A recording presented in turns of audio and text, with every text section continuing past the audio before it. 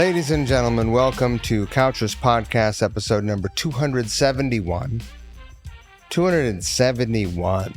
And my guest this episode is Teza of the band TeZATalks. What a treat it has been to have this space,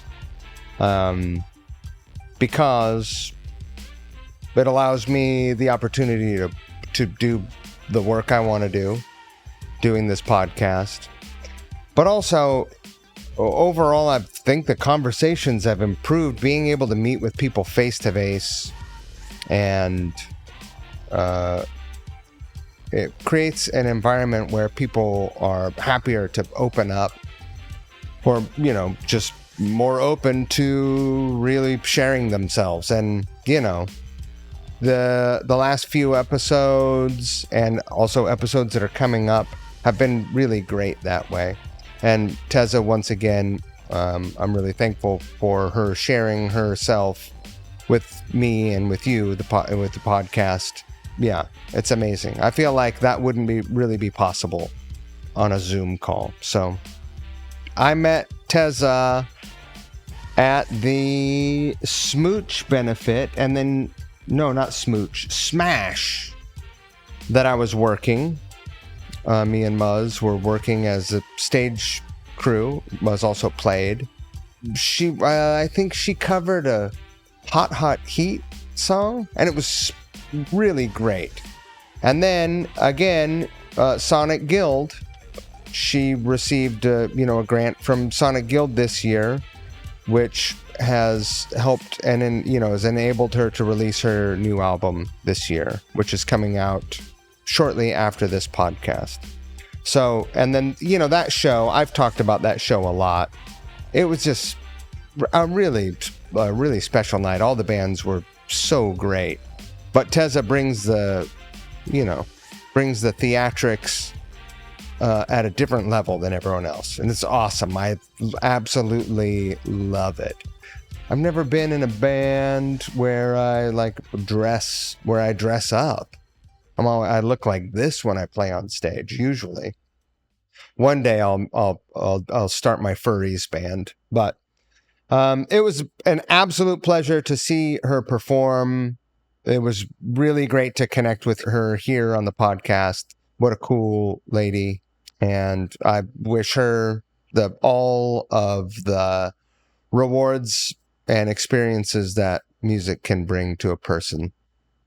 She's a hard worker and super talented and a fun storyteller. So I hope that you enjoy this conversation as much as I did. Go check out TeZATalks. If you are enjoying the podcast or any of the cover songs, I also have a cover song pitch for Teza. I'm like this close. I can't these things are all these mashups, and I'm so close. I'm about to reach out and give her a couple of options and see what she says. Hopefully soon, before the end of the year, maybe beginning of next year, I'll have another one buttoned down. So look out for that. If you're enjoying the podcast, if you're enjoying the cover songs, please do consider supporting Couch Riffs on Patreon. Patreon.com/CouchRiffs.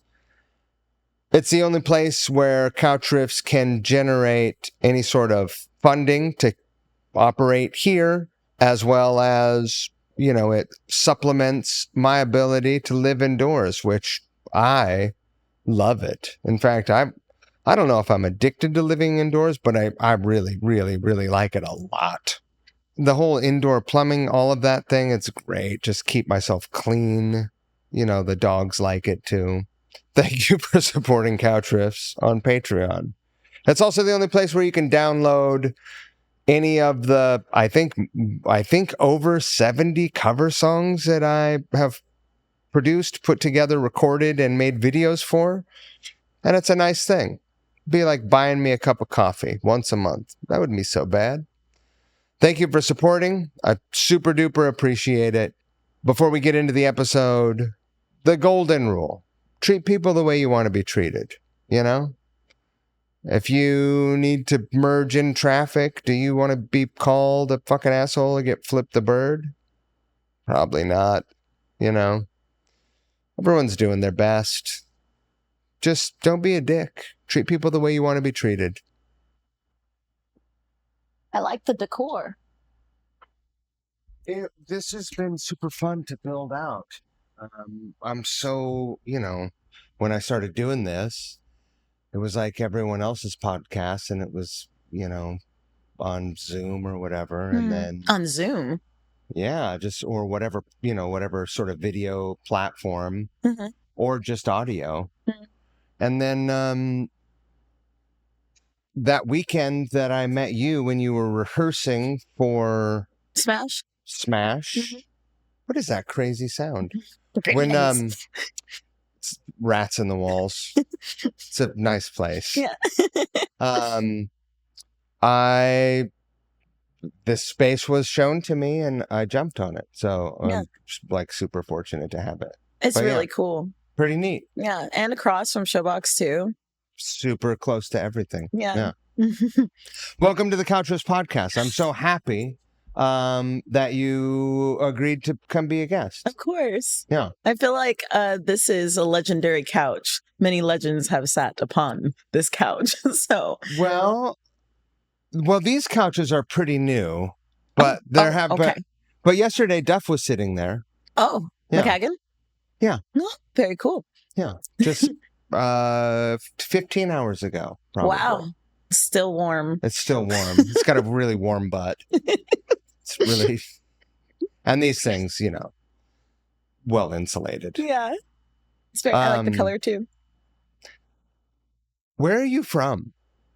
Great question. I'm from Oahu, but I spent my summers in Seattle. So it's kind of like best of both worlds. I like to say it's like palm trees in the snow. Well, there's not a lot of snow here, but you're from Hawaii. Yes.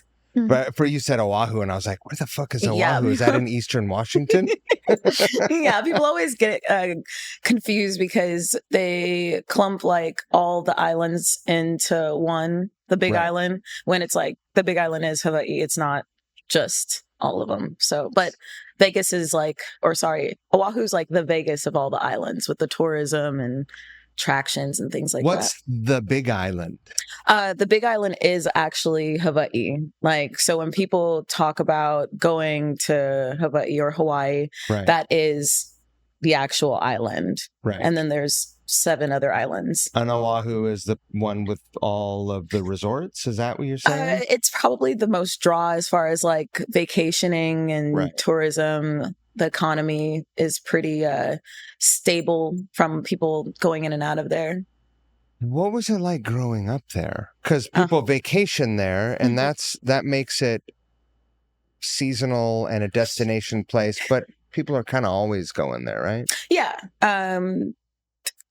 For me, growing up there was, I'd like to say, a blessing because I wasn't really introduced to a lot of the issues that have now come up being on the mainland.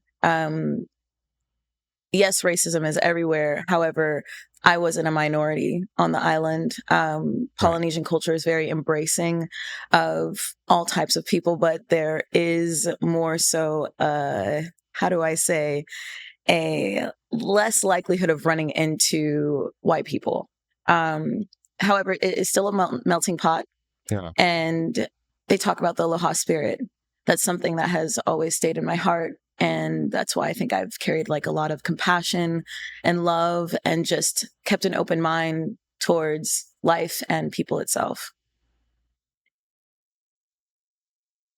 Most people who grow up in the sun have a tough time living here in the Northwest. Yeah, that seasonal depression. Sure. Yeah. What do you do in the winter?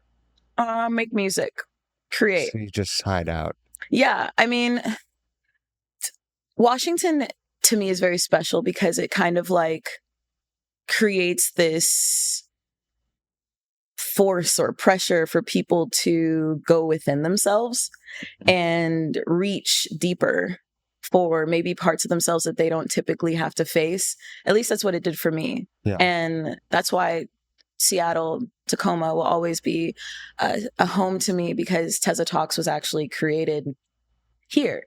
It wasn't back home on Oahu, and it wasn't even during my travels after that. I really got to find myself as an artist and as a person here, and people embraced it.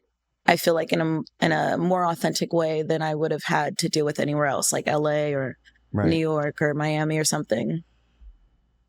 When did you leave Oahu permanently?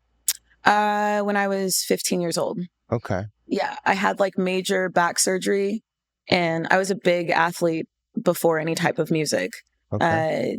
And I think the surgery changed my personality drastically, and I just wanted to leave the island. And my dad lived here along with his beautiful wife, and I finished high school at Curtis Senior High School in 2008. Where is that? That's in University Place. Okay. Yeah. Mm-hmm. Were you musical during this time that you were involved in high school and youth athletics? Only through church, like Baptist upbringing, and the plot thickens. Yes, the plot thickens. It has a lot to do with my stage performance, actually. But although I'm not very much religious anymore, more of a spiritual person, the energy and growing up amongst a congregation where you saw the transference from music to, audience became something I had to do with my life. And I guess it's now just evolved. There's a lot of theatrics in worship Yes. presentations. Yes. As well as theater, which I did fall into after I couldn't do sports anymore as well. What sports were you doing, out of curiosity? Track, soccer. What was your event? 100 and 4x4 and 400, 200. I haven't checked the stats lately, but at the time I was the fastest girl on the island of Oahu. It's pretty cool. Oh, and long jump. Nice. Yeah.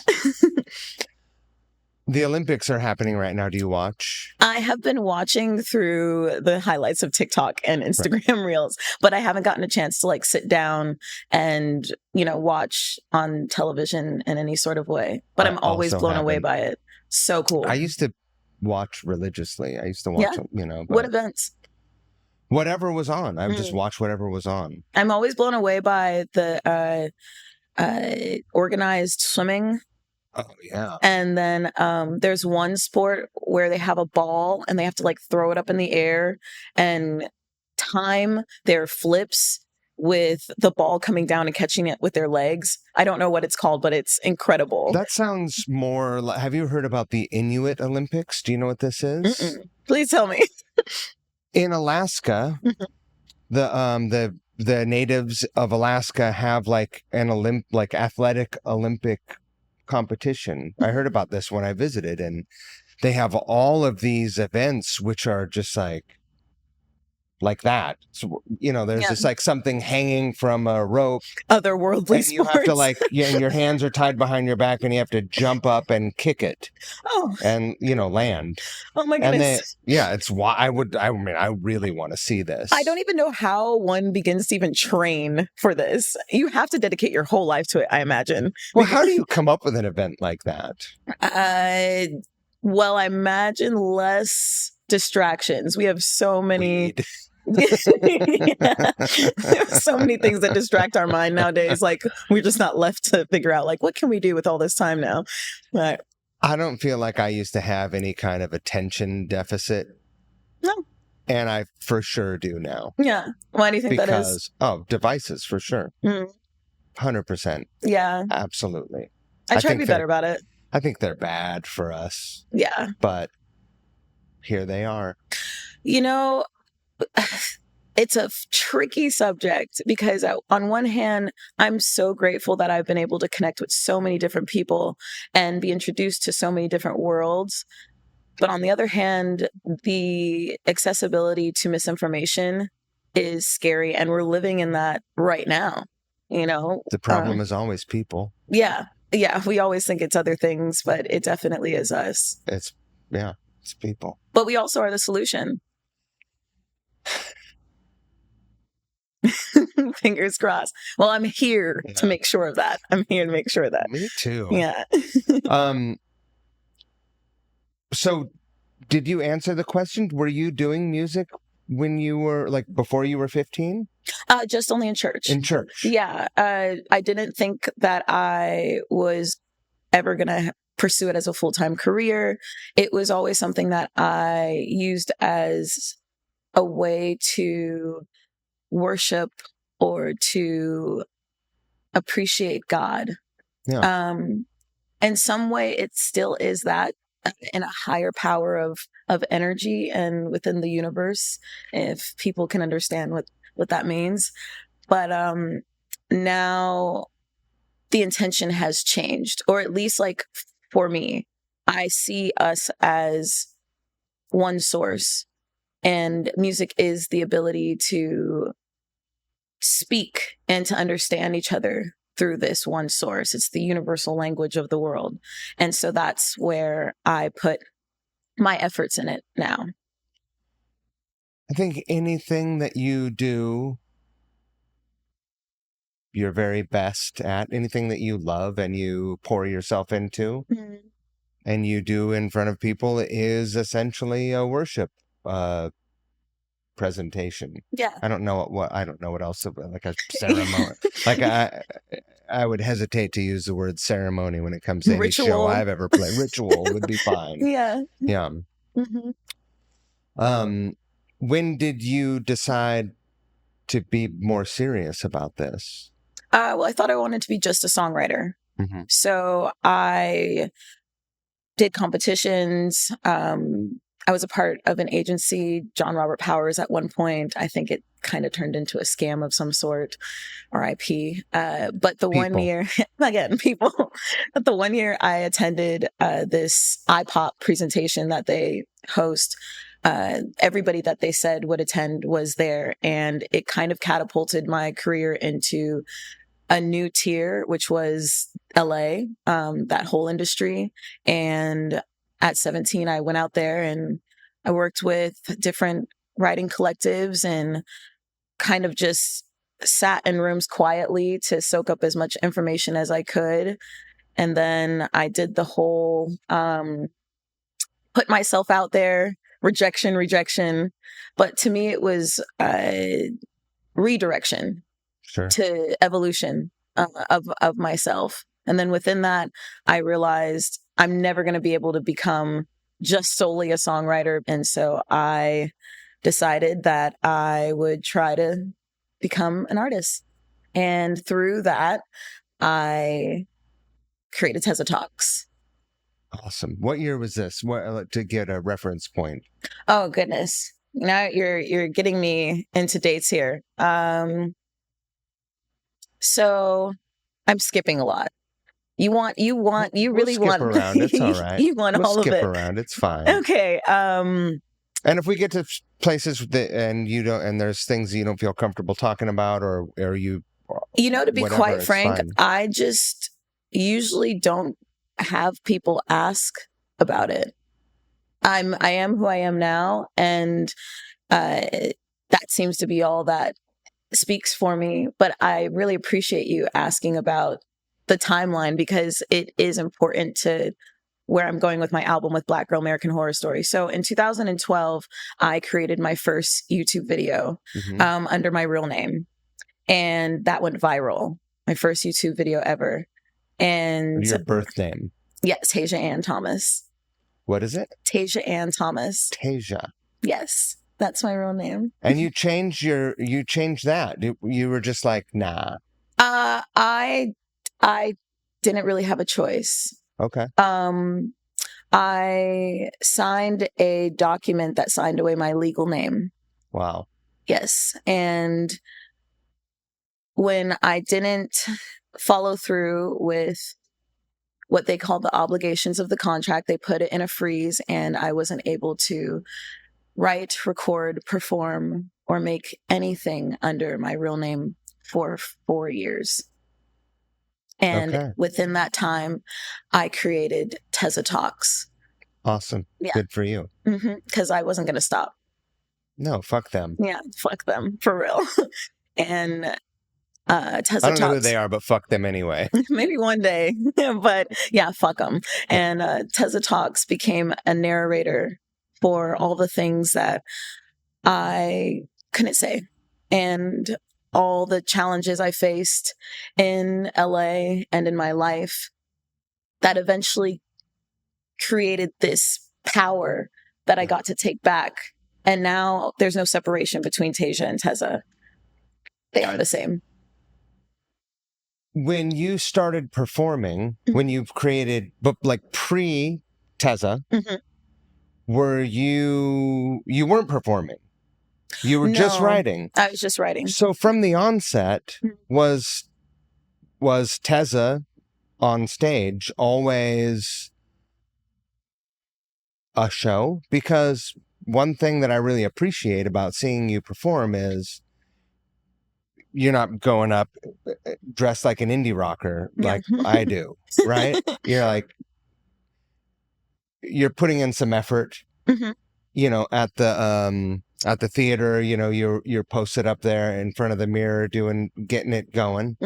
And there's pageantry and costumery, and there's show business. Yeah. It's awesome. Yeah. And not a lot of people are doing that. Yeah. Was that part of the plan from the onset?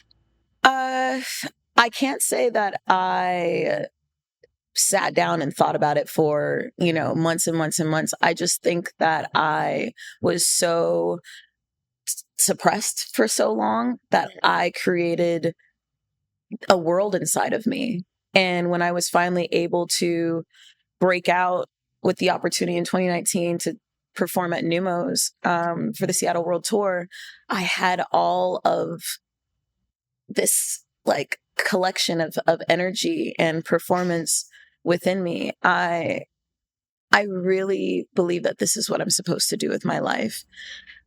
I know it looks like I have these grandiose setups and plans, but truly I just follow my intuition as an artist as authentically as I can, because I want people to do the same thing in their lives. If it doesn't feel honest to me, I'm not going to fucking do it.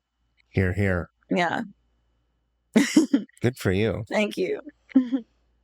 You mentioned that you spent time in theater, like you discovered theater. Did that inform any of that, do you suppose? For sure. I think that influenced my passion for entertaining and performance. And one of my favorite musical pieces is Sideshow. It's like a carnival type of script, and it's grotesque figures in a circus, and they're just singing their woes and sadness, and it all ends in a big finale of we are who we are, freaks or not. And I really connected to that. I've always not felt like an outsider, but I've felt like I was always watching myself from outside of myself. And I think it's because for so long I wasn't allowed to fully be who I am. And from that, instead of it becoming a detriment, it became another way for me to create. Sure. You mentioned that you were back and forth between Seattle and Oahu as a kid. Yes.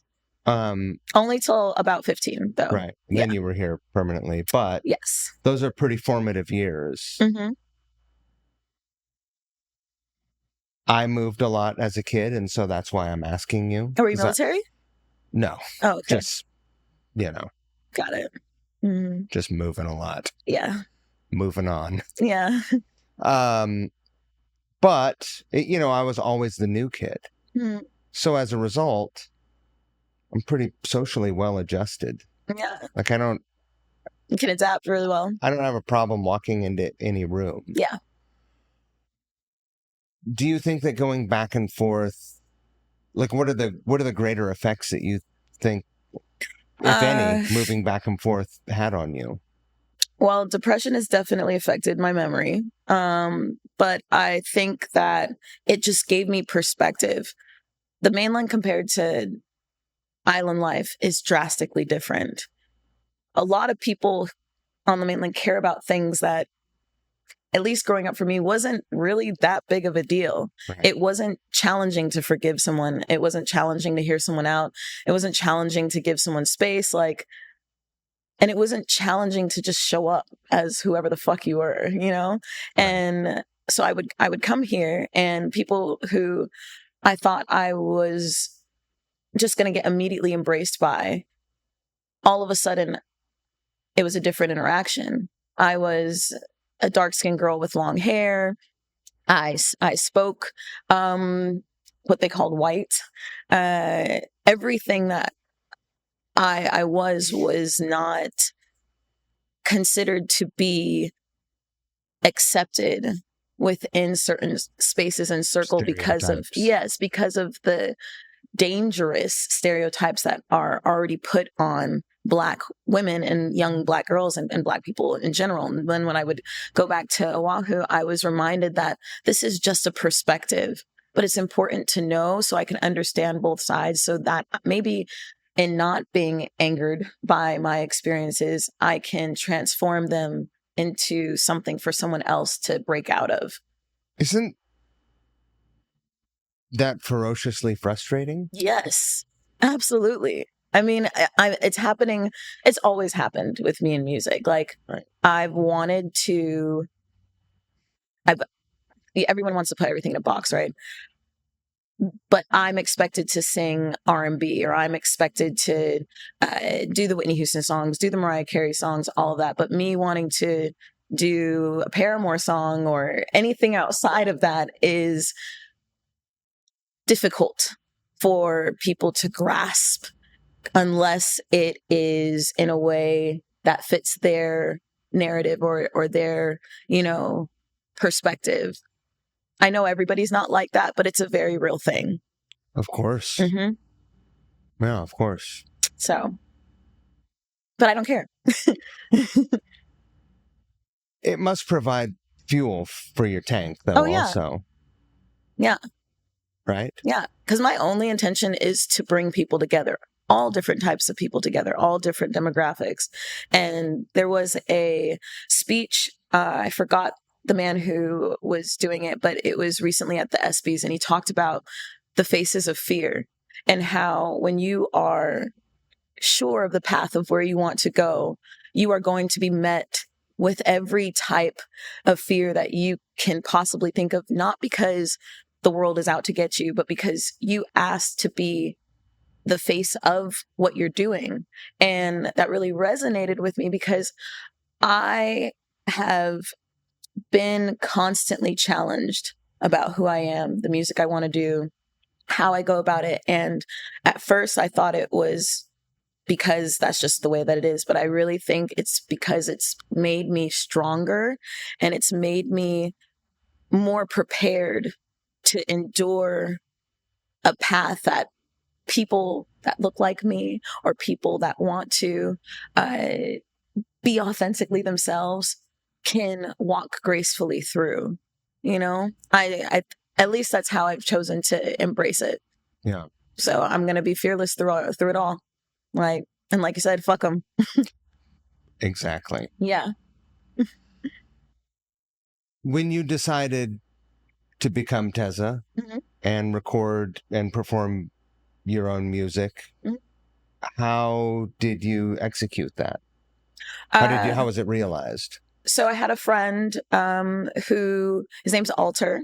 He's a fantastic producer. I'm not sure where he is at the moment, but he originally was from the Federal Way area. And when I wasn't allowed to do music because of the contract I was in, he encouraged me to record demos and record songs. And he actually got me to write and record one of the first songs that made me realize that I can't give up. Yeah. And we recorded a project, or a series of demos, for about a year. And then we had a smaller platform label reach out and say, hey, we can help you with getting your music heard by more people. And we were like, oh, cool. We're actually headed to Hood River to write our first EP. And they A&R'd it. And from that time of getting the project done to promoting it, there was a moment where we were getting the PR ready between myself and another like curator, and they mixed up the names of what TeZATalks was. I don't know how Talks got thrown in there, but TeZATalks was birthed. It was originally just Teza. And here we are. That's how Talks ended. It was a fluke. Yes. But Teza came from a Starbucks order that when they spelled Tasia wrong. So it's all been beautiful coincidences or mistakes, I guess. It was a mistake. Yeah, it was a mistake. It was not supposed to be TeZATalks. You're just like, well, there it is. Yeah, shout out Ex Keto. Leave it there. Yeah, it kind of made sense. At the time I was really into TED Talks. Okay. And I loved how you could, go onto YouTube or be introduced to a topic of some tall order, and this person had a view on it that was influential. And I felt like the stories I wanted to tell and where most of my poetry came from and the concepts, it aligned with that. So, and on just about any subject you can imagine. Yeah. Yeah. Right? Mm-hmm. You could go hear about splitting atoms or about competitive yo-yoing. Yeah. I would have never even considered to put that together. Yep. Thanks for asking. Amazing. Yeah. So how did that deal go? A lot of times these things don't go super great. Right. Honestly, they became really good friends. And I know people have different experiences within these. We signed away 50% of our masters. Yeah, we were kids in a basement making music. However, 50% of nothing is nothing. Yeah. However, because the project did do really well, and it amassed a diehard fan base. It gave me my true first 1,000 fans. I took it as a step and understood that it's very important to know where you want to go, because in the present moment, when you have to make decisions, if you don't know where you want to go, it will affect everything in the future. And if I would have known that the potential of, STFD accumulating 40 million streams on one platform could happen, I probably would have negotiated differently. And especially now we see all these artists selling their catalogs, creating a whole different other revenue. We live in such a fast-paced world. It's okay to slow down and take your time in making these long-term decisions. Informed decisions. Yes, absolutely. Sure. Knowledge is power. It's okay to want to, happy to be here and everything, but this is a business. Right. And you like to live indoors, right? Yes, I do. I like to eat. I like toilet like to paper. Use the bathroom indoors a lot. If there's water and everything, it's fucking great. Yeah. Yeah. So, and you really can make an independent living in this business. There's so much at people's grasp as far as like how to cultivate that. So, what do you think holds people back from their potential in that regard? Because it's all there, right? But it's not super easy, and it's a lot of hard work. That part. I think the work holds people back.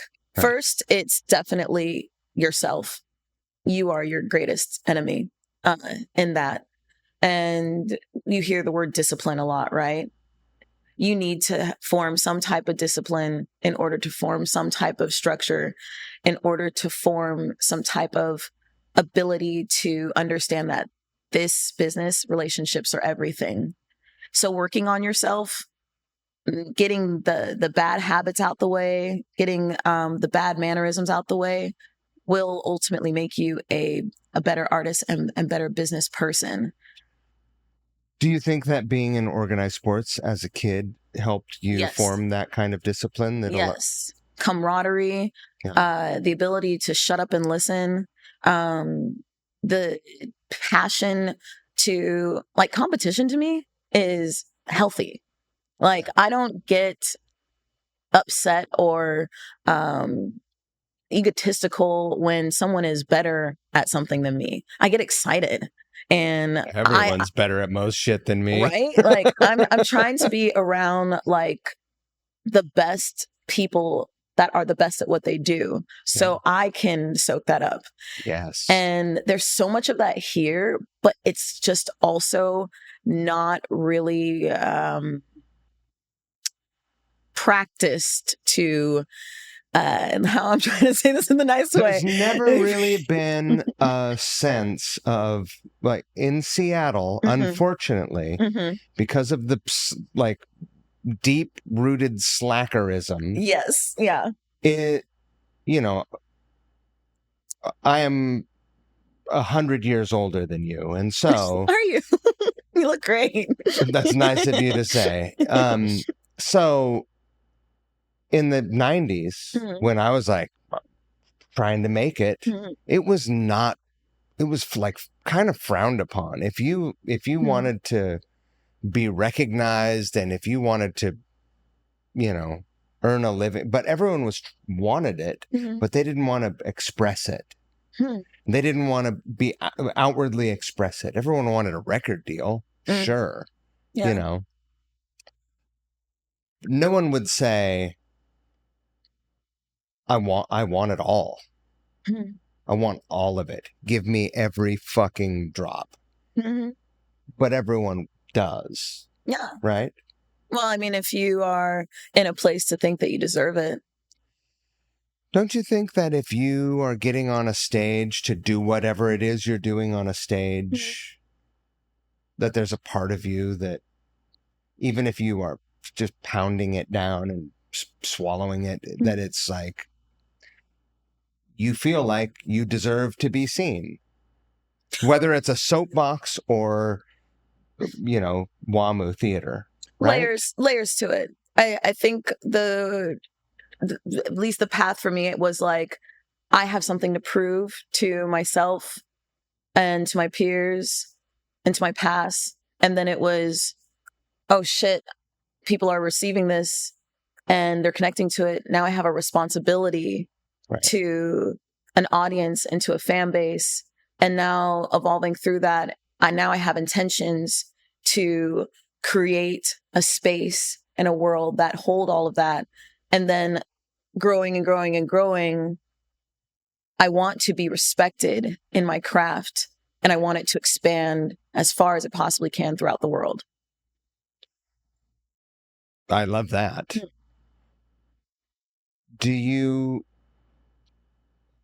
I understand that expectation or even like a specific vision can be a dangerous thing because it also creates disappointment. Yeah.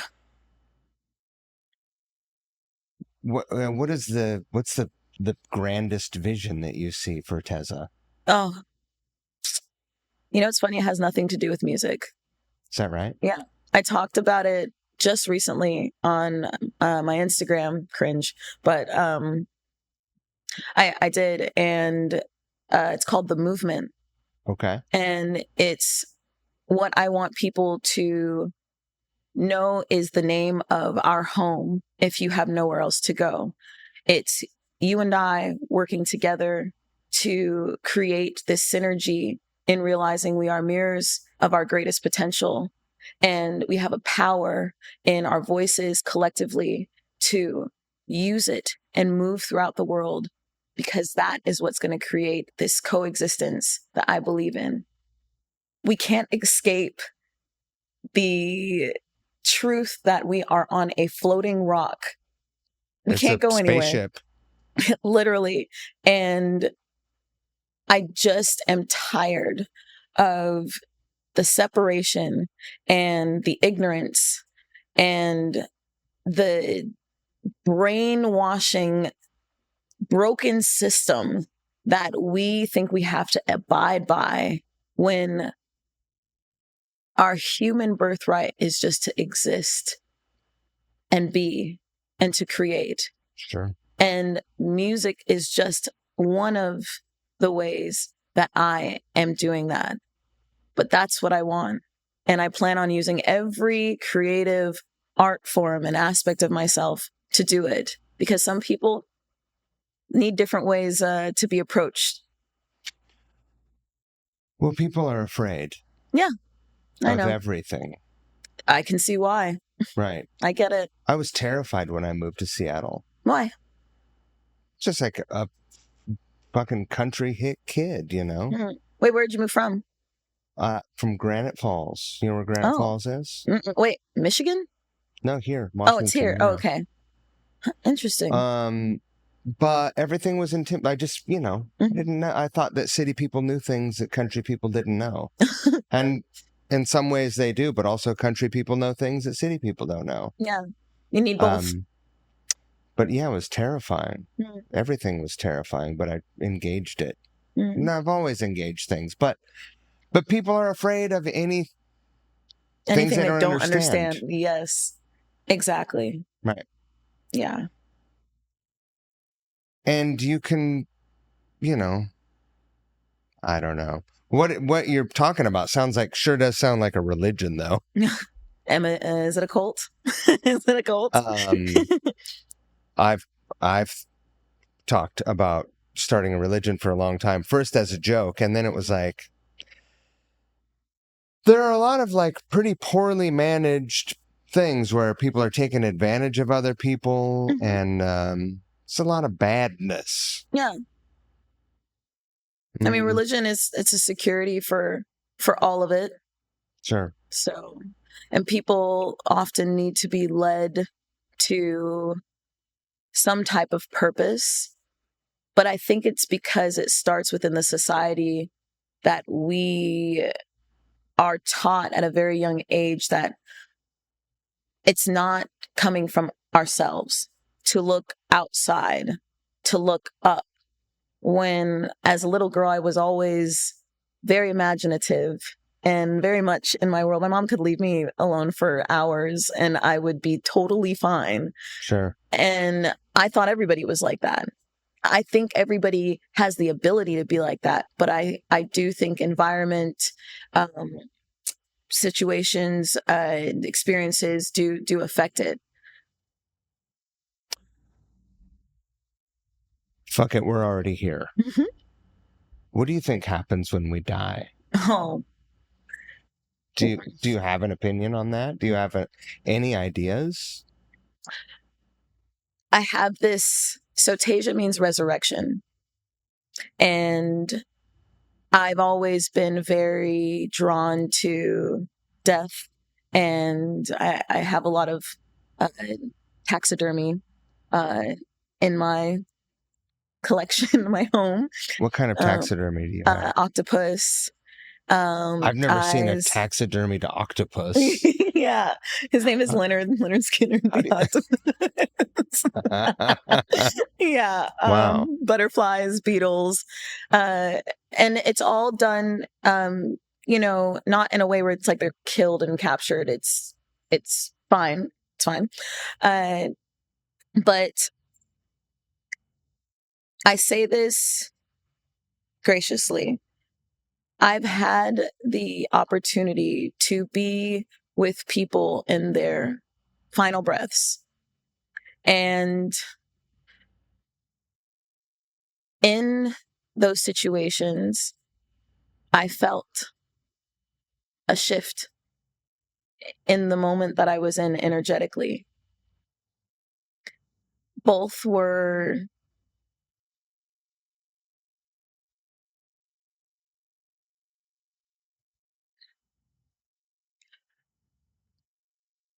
familiar. I don't know what it was, but the feeling was familiar, very similar to when I watched the Hubble spaceship documentary and they show all the stars and the galaxy. It felt like when I watched that. And my grandmother, for example, became a part of everything. Her hand was in my hand. And whatever came to release her from this vessel we are took her somewhere that was far more expansive and beautiful and loving than what this dimension has to offer. And I only say that because what her face looked like when she was no longer there, it was of joy. So, do I know where we go? No. But I know that it is somewhere not to be afraid of. I'm not afraid to die. No. I don't want to die like in any sort of atrocious way. Like, no. You know, I want to die some way, nobly. Like some way really interesting, I think would be cool. Alligator fight? Yeah, that would be cool. Like, did you hear about Squires? He fought 6 bears. Oh my goodness. Only the last one took him out. Only the last one. Only the last one. And it was because you were running and it was you tripped and fell off a cliff. Way. We don't run. No running. Okay. We don't run. Stand your ground. Yeah. I don't want a bear attack. Me neither. Me neither. I just can't. I don't want a plane. No planes. Did you see The Revenant? Yes, that's why. That's so fucked. Do you not see the trauma that's in my eyes from it? Why was that scene so aggressively real? Like, it was so brutal. What? It just. What about how chapped his lips were by the end of the movie? It was so I just want to get him some Blistex. It was so awful. I guess they, really wanted to give us the reality of what it's like. I mean, he went through it. We have that. Yeah, you probably have heard that, women are in this place of choosing man or the bear because men have become so awful. Become? I'm sorry.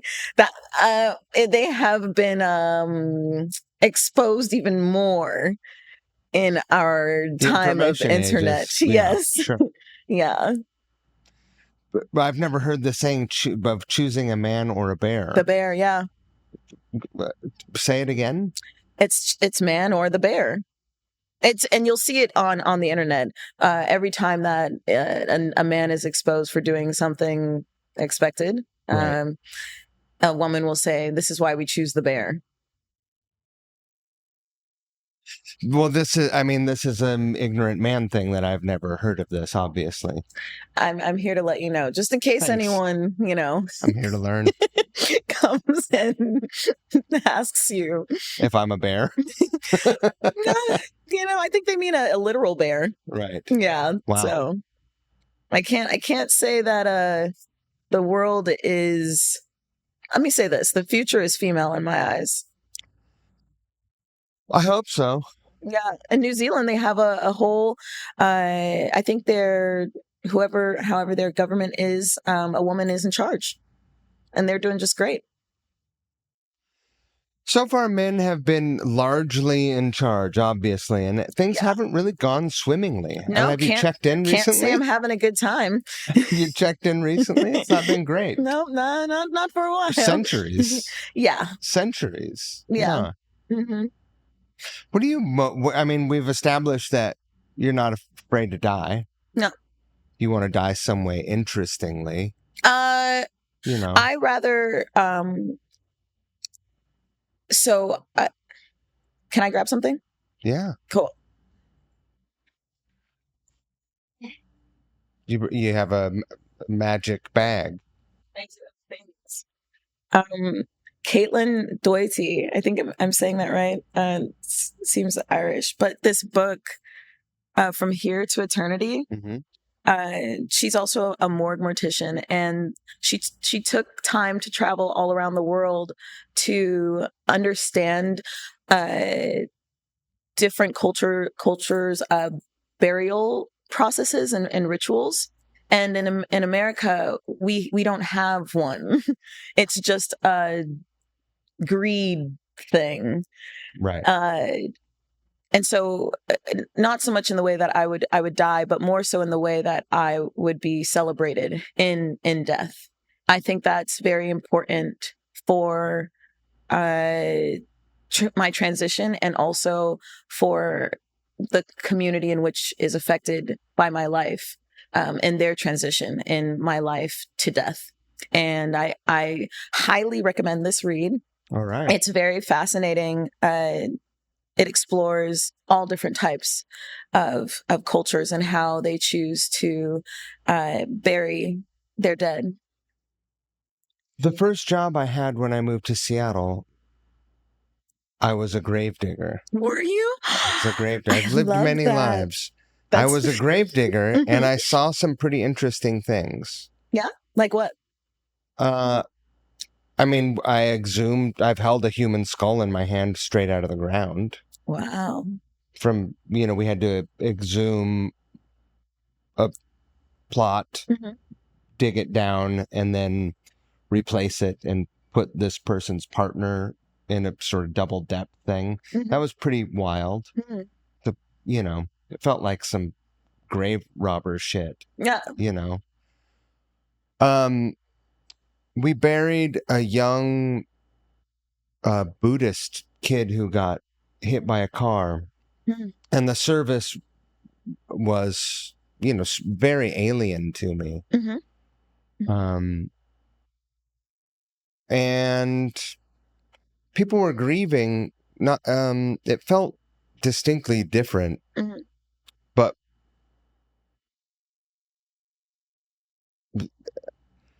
it was like people stuck around until the grass was back on the grave. Like people stayed. Yeah. And your run-of-the-mill Westerner doesn't. They're like, all right, well, let's hit Applebee's, and then we got to get to Tumwater by 3, right? Yeah, and rarely do people visit back. Yeah. I saw people throw themselves onto caskets as they were lowering into the ground in grief. It was pretty wild. Yeah. What did it do for your life as... It was a job for me. It was just, that was my first job when I moved here. So it's very cool. It was weird. I was like, all right, sure. Yeah. Why not? Yeah. And it was a funny story. I got fired.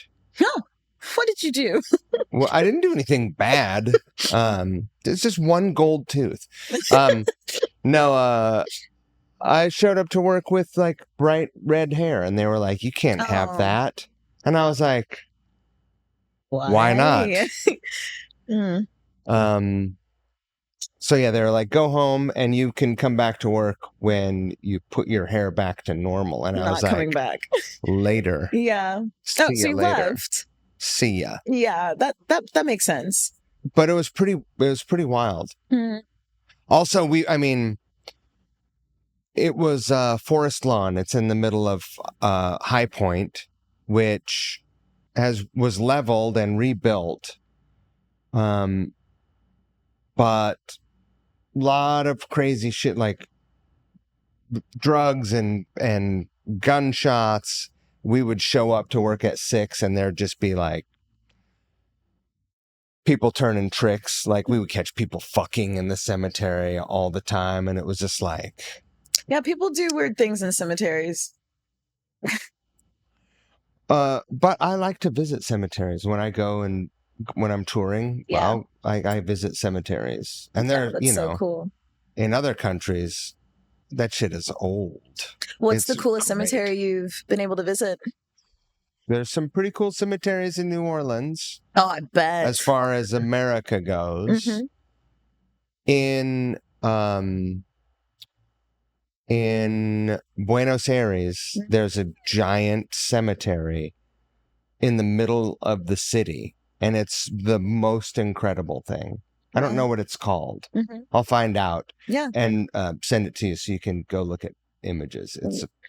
You just gave me a new tour like activity to do when I head back out. it's the best. Yeah. The other thing, to see the old churches in Europe. Yeah. You know? The architecture, I'm sure, is beautiful. It's amazing. Mm-hmm. I got to go to the Hollywood Cemetery for a Gucci party, and they had like Lana Del Rey and Jared Leto there in their Gucci-ness. Yeah. And they opened up I don't know what it's called, but where they have The mausoleum. Yes, and they put a DJ in there. It just seems, now looking back, it just seems just a little wrong.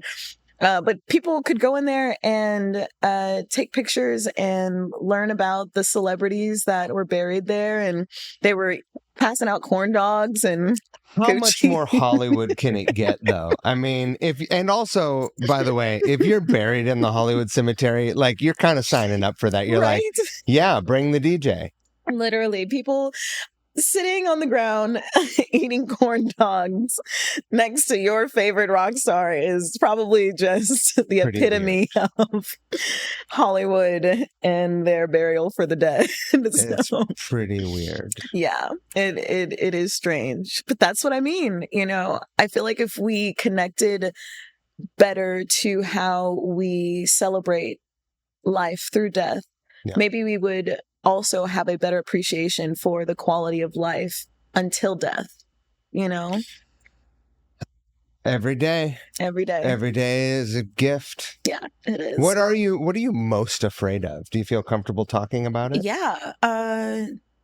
I'm most afraid of losing my mom or my sister before I can contribute anything in the way that they have contributed to me.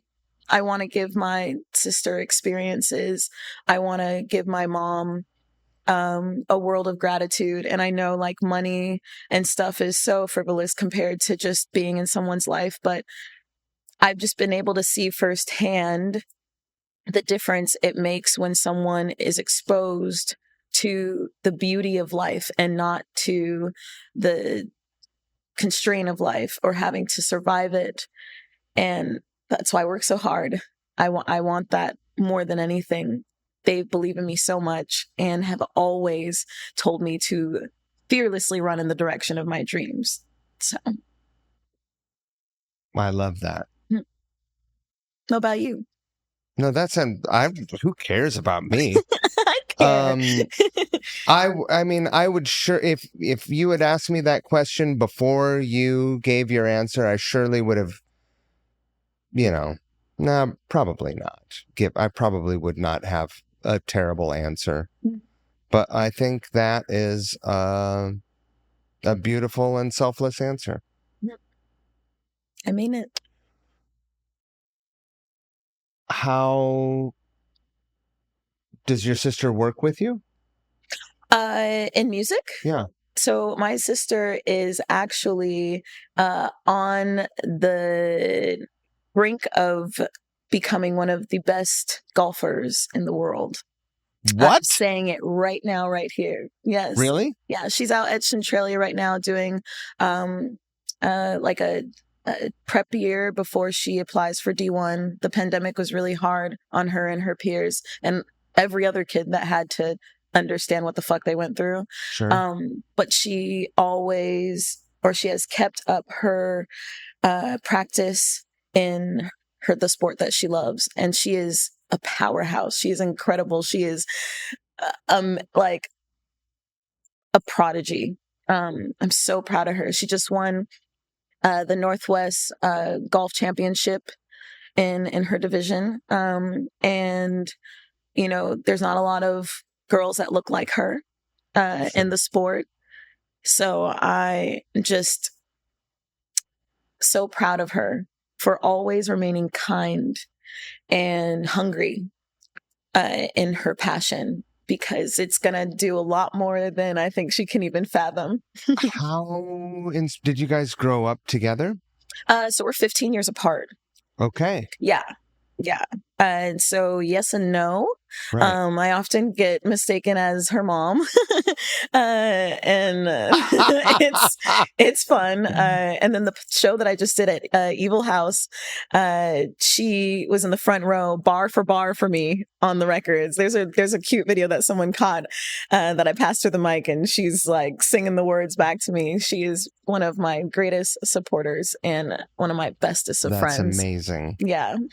Wow. I'm very lucky. What's her name? Her name's Jada Ann Thomas. Shout out to Jada. Yes. Yeah. That's killer. Yeah. She's incredible. I'm so proud of her. My mom did a rocking job all by herself too. What's your mom's name? Eleanor. Eleanor. Yeah. What a beautiful name. Yeah. You know, it's funny. Good job, We all Eleanor. have Anns. Yes. Good job, Mom. We all have Anns as our middle name. Eleanor Ann, Tasia Ann, Jada Ann, and my grandma Lillian Ann. My sister's middle name is Ann. Oh, really? Barbara Ann. Welcome to the club. Right. It means grace. Did your parents was naming you Tasia, and you said that it means resurrection? Mm-hmm. Was that a conscious choice, or was that something that I don't think just so. happened to, that's coincidental? My dad is the one who chose Tasia, because I think my mom wanted Brianne Marie. And my dad had a friend who had named his daughter Tasia, and they were good buddies. And I think there was just some, It was competitive. Knowing him probably. But that's how it came about. My mom liked the name too. But it wasn't until I told them when I was like 16, I was like, did you know that it means resurrection? And, 19, that I had told them that it means resurrection. And my grandmother had passed away in that year. And they had said, interesting. Because when she left, you rose. And that always kind of like stuck with me. Didn't really know what it meant until I got older, but I think I understand now. You get your competitive spirit from your father? Yes, absolutely. He's city council. Okay. So, he also comes from a long line of activists and I will say Black scholars and educators within the Midwest. My dad's side of the family is responsible for putting Black people in white neighborhoods in St. Louis. And there is a beautiful picture of Martin Luther King and my grandfather at a table with blueprints, trying to ensure the protection and the inclusivity of Black people within white spaces. Do you have a nice print of that for yourself? I do not. You should have one. I think I'll ask my grandmother for it. Now that you say that, we've always, in my family, things are very sacred. Yeah. And I think even in me being more outward in my expression and in my life is sometimes not always supported, not because they don't necessarily want me to succeed, but because within history, what has happened.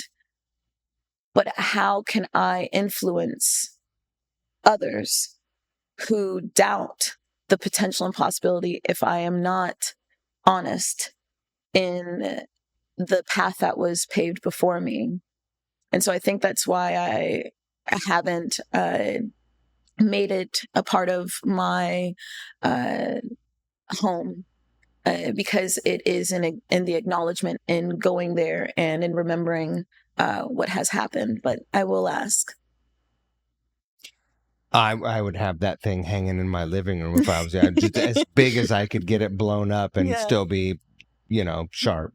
It hung in my grandfather's office in St. Louis for the longest. And to be honest, that was the last place that I remember seeing it, because they've since moved and he's passed on. But it was... That's amazing. Yeah. It's, especially now when it seems like we are regressing. back to a time that I have no idea, because a road was paved for me to not have any idea of this. So now more than ever, it means so much more. It's going to be a pretty wild ride this year.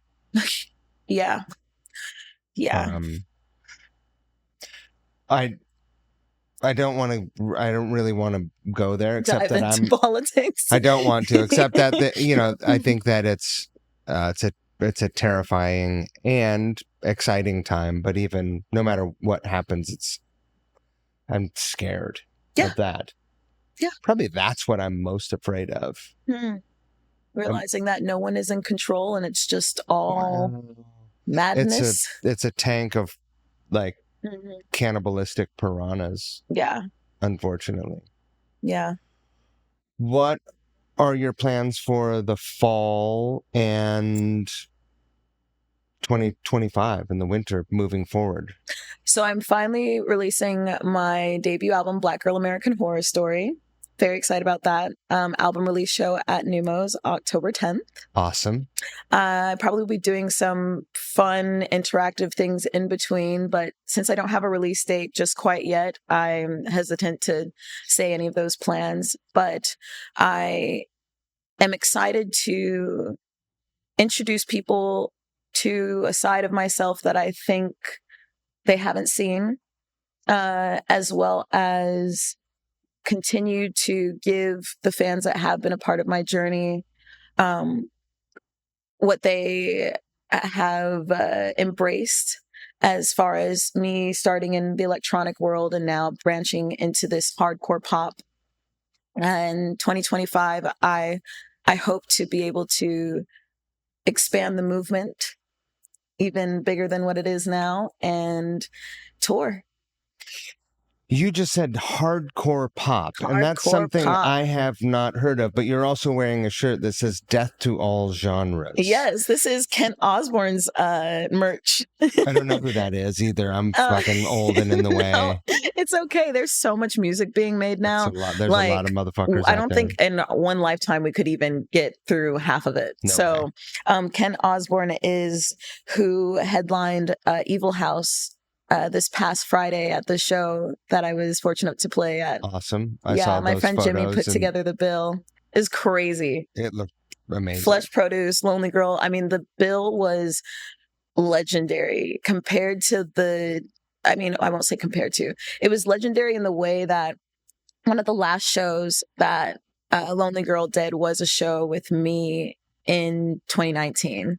Flesh Produce, we all hear and see what they are doing. It's fantastic. It's incredible. I love them. And then Kent is made way through California. And he is, the way that he shares his music and his world is very similar, I think, to mine energetically. Like, we want people to just feel fucking free in where they're at, no matter who you are. And his music is a blend of all of his favorite things, as it is for me. And so when I saw this shirt on his merch table, I was like, dude, I have to have this. Right. And I thought it would be perfect to wear today because it speaks for itself. Yeah. Yeah. Okay. So what is hardcore pop? Hardcore pop is a term that I'm coining that will evolve, but right now it's in the genres of nu metal, punk, and electro pop. Rad. Yes, hardcore pop. I love that. And there's only so much nu metal that I embraced while it was happening in real time. But I love that there's a 90s revivalism, because I remember in the 90s and like the 60s everywhere. And 70s were the thing. And, my uncles were like, just all the new music sounds like my favorite music. Yeah. Yes. I love that. But the new version of this encompasses a technology that wasn't didn't Mhm. exist in the 90s, you Mhm. know, and it makes it, I just feel like it gives it a fresher spin. Yeah, I think so. I think also it, unfortunately, people don't have to do their homework, you know?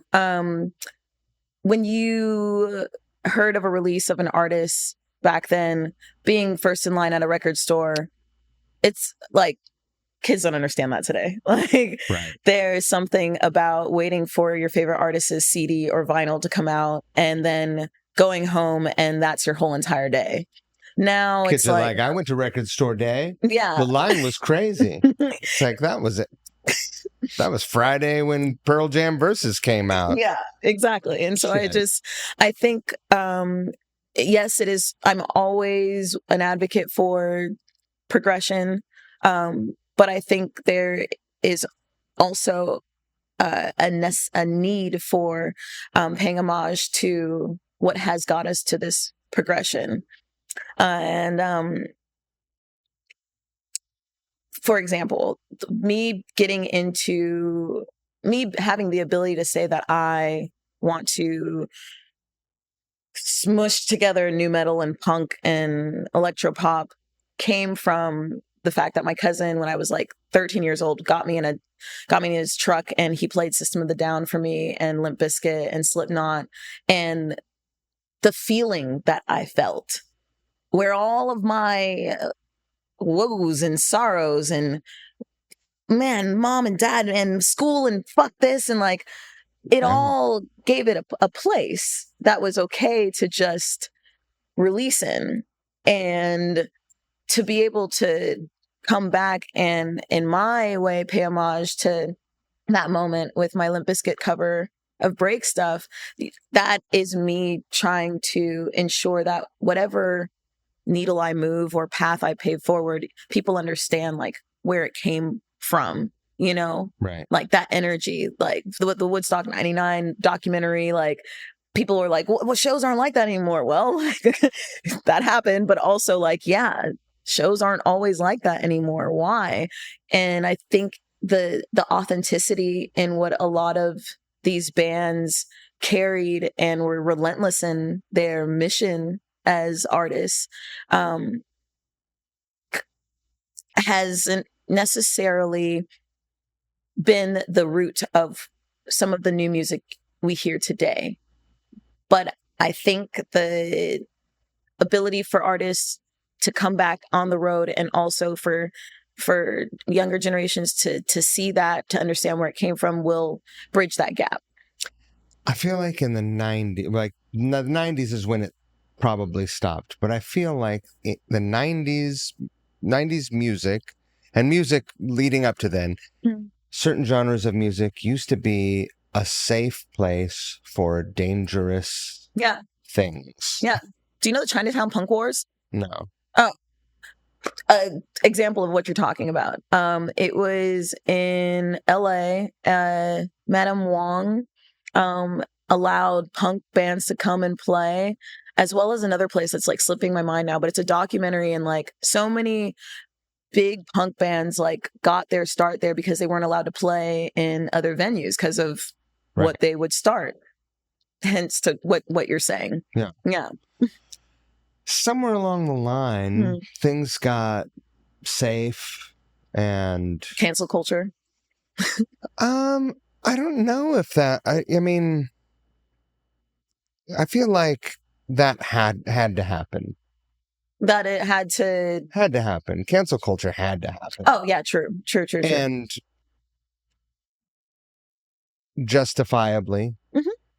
And but you know, that probably was the culmination of all the complacent almost 2 decades of just like weird safeness. And people like the want to be liked is so high, but it's like not everyone's gonna fucking like you. I'm not meant for everyone to like me. Right. I don't care if you don't like me. Yeah, it's none of your business. But that is such a hard pill to swallow when social media is at the forefront of our impressionability, you know? Like, people don't ask you anymore what you do. They ask what your Instagram is, and then they immediately say how many people are following you to see if people actually give a damn. And it's like, some of the best people I know don't even have Instagram. Right. Yeah, of course. Yeah.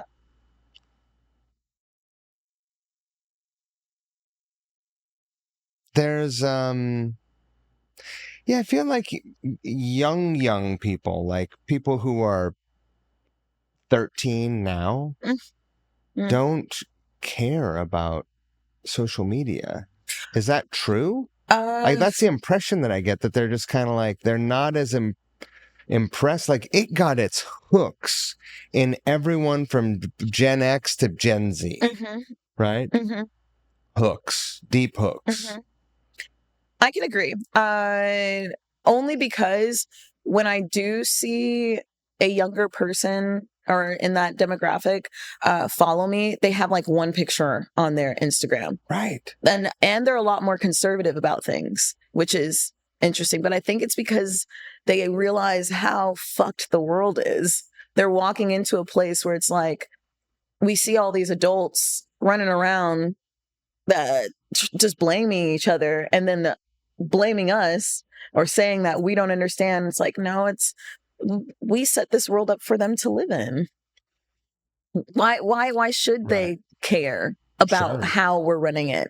Why don't we hear how they want to run it? Like, I know that seems crazy, but they will inherit this place. Yeah, they will. And all of our fucking atrocities with it, if we don't start actually understanding how we are accountable. Well, water will find its level here. I think the earth will be fine. Yeah, it always is. You know, it's us. It'll be fine. Yeah. We really got derailed there for a minute. Did we? I think this is all supposed to be a part of the conversation. It is. Tell me the thing that you're most excited about your record. In regards to my record? Yeah. The concept. Black Girl American Horror Story. A lot of people at first will think it probably came from American Horror Story. And as much as I do love that show, it has nothing to do with that. It is to be horror, to know horror, and to experience horror.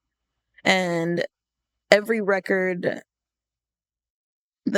every song that's on this record is a perspective or an extension of that. And I think people are often scared of things that are considered horror, or, you know, they think of gore. They're like, oh, I don't want to look at that. But that is the world that we live in. That is the society that we live in. So how is this any different? And in the audio storytelling that I take someone through, I hope that they will find a piece of themselves in it. And that's what I'm excited for. Awesome. That connection. Are you a horror film fan? Yes, but I feel like some friends of mine who are really, you know, the reviews and everything, I don't stand toe to toe to them, you know, but I do enjoy creepy. I'm a little creepy. I'm a little weird. Like, I just can't, get away from that. So I just feel most at home in that place. I don't really like gory stuff, like torture stuff. Yeah, no, like, I'm not a fan of that. No. Yeah. No. But like Chucky, I watched that as a kid religiously. That's so comical. Yeah. Along next to Little Mermaid, something about that just really scratched an itch for me. the Scream, Final Destination, like That kind of stuff. Candyman, yeah, and anything camp. I tend to enjoy. Final Destination. Yeah, yeah. I'm excited for the new Beetlejuice and Nosferatu. I'm excited for the Alien movie Oh, when is that coming out? this month. Really? I think, yeah. Oh, okay. Like maybe next week. Oh, you want to go see it? I'm going to be on tour. Otherwise, I you would. are leaving. Yeah. Well, maybe on tour. I'll go see it and let you know how it is. I'm going to see it on a day off for sure. Oh, okay. The We movie can is compare notes. movie theater is a special place for me. I love a movie theater. Oh, It's my favorite. do you take advantage of the Tuesday deals? The problem with me is that I haven't been to a movie theater. Well, no, I saw the Deadpool movie. Oh, but I haven't seen a movie. I've seen 2 movies this year. Oh, wow. Yeah. Okay. Which is really unusual for me. Yeah. And you said movie theaters that's your favorite place? Yeah, I started going to movies by myself when I was in like 3rd grade. Oh, I love 2nd that. grade, maybe. What was the first movie you saw? Probably Star Wars. Wow. By myself. Yeah. Which is fucking when I look at kids that age, I'm like, what are you doing? Like, you just gonna walk down the street by yourself? Yeah, nowadays it's like unheard of. Right. Well, I will show you the basement as promised. I would love to see it. It's super creepy. Yes, I love that. And it looks pretty murdery. Yes. There are no the first time I went down there, I was like, it looks like the place you'd expect to see like some meat hooks hanging from the beams, you know? It's like Texas Chainsaw Massacre. That kind of creepy. Yeah. Okay. Yeah. Mm-hmm. Anyway, the scariest horror to me is Black Mirror because it's real. Oh my goodness. There's this it's thing. So close to being real. If you love that, then, if you're scared of that, let me tell you of a real Black Mirror moment that's happening. There's this device. It's a necklace. It's called Friend. I already hate it. Have you seen the movie Her? No. Are you aware of what Her is? I am aware of it, and it just makes me depressed thinking about it. Well, bring on all the depression because this device is it I guess sits on your heart space and you talk to it as if you have a friend next to you, and it responds to your what is it, like nervous system and your tone of breath and your question. And the more you talk to it, the better friend it becomes. Because it learns more about you. It doesn't become a better friend to you. It becomes a better manipulator. The commercial is wild. The commercial's out. I sent it to the group chat for the guys yesterday, and when we turn this off, we're going to watch the commercial on the computer over there. It will never be the same. Terrifying. I hate it. And I'm kind of mad that you told me about it. I'm so sorry. Knowledge is power. Don't you think that that's a terrible name for it also? Friend? Yeah. It's better than Annabelle, I guess. Fucking Friend. Yeah. Who needs them? Everyone. They say, no, you just have a necklace that you talk to. Well, does it, is it independently intelligent? Is it connected to... It has not released the inner workings of the device. It just has shown in the commercial different scenarios and different types of people who would be wearing it. And that is enough for me to know that it is compatible with any person. So it's like 6-year-olds and incels. Yes. Yeah. Yes. That's who wants it. Well, actually, the way that they advertise it, I think a lot more people are going to want this. I hope not. Because it's validating. Think about the narcissists of the world. But do you want validation from AI? Some people don't separate the two. Who? Show me their face. I'm sorry, guys, but tech bros probably don't separate the two. Right. They think their Tesla truck is their friend. Yes. I mean, consciousness is an idea before it is a part of us and humanity. I'm so mad right now. I'm sorry. It is going to happen in our lifetime. Oh, fuck you, friend. Everyone should get real friends immediately. For sure. Everyone. We're headed down a dark path. Can't wait. On this podcast and as a fucking population, yeah. There is hope at the end of the road. At the end of a rope, there's hope. The light at the tunnel. Have you ever heard of Baba Vanga? What's that? Baba Vanga. No. She is a prolific, I won't say it's not a sorceress, she prophesized dates and events. Mm-hmm. She's long gone now, but I was fascinated by her because everything that she prophesized up to now has happened.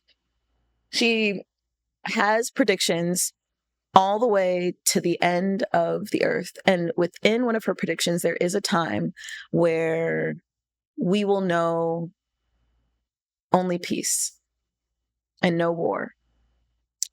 So if that can give you any hope, it's not in our lifetime, though. Yeah, I can't imagine that. Is that a time where most of the population is gone? Because I think that's the only time wars don't happen. I think I was going to get the date tattooed on me. I think it's 5079 something. Do you think we're going to last that long? Yeah. No, I mean, us, our species is going to evolve. Well, I'm going to be cryogenically frozen. Yeah. I'm going to be soul printed. Totally. And Total recall hopefully, moment. Yeah, I'll come back as a fucking, bottle of goo that, can with sensors. Yeah. I mean, and people are trying to put themselves in chips so they can be essentially formatted, coded. It'd be like the what is the movie, the Keanu movie, Matrix. Yeah, where he'll be like, yeah, I need to fly a helicopter, and then he can fly a helicopter. Sky. Yeah, I don't know if it's gonna be that on the nose, but I do see how the world is adapting to the damages we have caused. It's even happening in our oceans. So don't you think that if we can imagine it, that it's possible? Yes. As soon as you think it, it is real. Right. Yes, that's why you should always be careful about what you think and what you say. And don't always believe what you think. Absolutely not. Ew. It's okay to change your mind. Ew. Yeah. Gross. Like there's 7 billion of us. Why would only one person be right? Maybe no one is. Maybe not. I'm okay with that. I'm really excited for the adventure that you have coming up. Thank you. Are you going to hit the road? Yes. I am. Awesome. I don't have the dates yet. Okay. I got asked by another artist to travel through Canada. Great. But because he hasn't announced anything yet, I don't have anything It might else. be perfect timing to head to Canada. Right? Please. Yeah. An eternal tour of Canada. Yeah. Or anywhere else. I could go to Costa Rica. I could hit New Zealand. I just want to see the world. I've lived vicariously through friends. I haven't been outside of the country yet, believe it or not. So I want that for you. Thank you. Because it's awesome. Mm-hmm. Because you see things differently. Mm-hmm. And because the world is really, everywhere you go, there are beautiful things. And you talk to people and it just reinforces the idea that you already nurture. And that is that, bringing people together is rooted in the idea that really people are the same. Mm-hmm. There is no difference between you. And you go everywhere you go. people want the same shit. Yep. You know? Feel the same feelings. Yeah. I would be grateful for the opportunity. I'm working my ass off for it. So. Well, I hope that it comes back to you 100-fold. Thank you. Same for you, my friend. Thanks. I'm just happy to be here I'm pretty fortunate. I get to do cool things, and certainly not because I am more talented or more deserving than other people. I've been really fortunate, and I want everyone to get what they want, so long as it doesn't hurt other people. Yeah. Everyone deserves the space and the ability to have a life of quality and a life of love. But you got to be able to fucking work, motherfuckers. Right? Stop being lazy. Get off your ass. You gotta work. And yeah, you have to work. Also, a life of service makes anyone better. Anyone in any way. So I promised myself that when I've been back in Seattle for a year, and I promised myself that when I got back here that I was going to do some volunteer work. And it's the one thing that I haven't done. I've done a bunch of other things. I've focused on a bunch of important things. Tap dancing and volunteer work are the two things that I haven't done yet. Oh, do you want to be? Oh, fuck yeah, I want to tap dance. I would have never suspected that. It would be a fucking hot party thing. Like you just had a party and be like, all right, hey, I'll see you guys later. Yeah. Tap dance out of there? Yeah, not for show, just for exits. Everything any amount of flash that I ever want to present is all for the show. It's all for the party. Yeah. Why else would you like? I'm not Shirley Temple. Delicious drinks, by the way. I could see it. I'm in my new birth year, my lap around the sun. I'm taking up fencing. Is that right? Yeah. You and Bruce Dickinson. Is that true? He's a fencer. Yeah. Oh, okay. I guess I'm gonna have to look into that. Yeah, I've always wanted to. I think it's a cool mesh of like past, future, present. Sure. And who doesn't want a sword? I want a sword fight. How fucking goth is that? Yeah, I'm excited. And you are athletically built also, and you have athletics and sports in your blood, and you're competitive. Yep. Oh yeah. I'll bet you're going to be a fucking slayer. It's going down. I'll probably do competitions. It might take my whole attention away from my career. Who knows? Have you told your sister? No, not yet. I want to get us like signed up first and then do the thing. Awesome. Stay tuned. Do you have a timeline for this? So I just found the club I want to join. It's like $175 for unlimited classes in Lakewood. And so I'm just going to go actually see it probably next week because I'm really swamped this week. But yeah, next week and then awesome. Do the thing.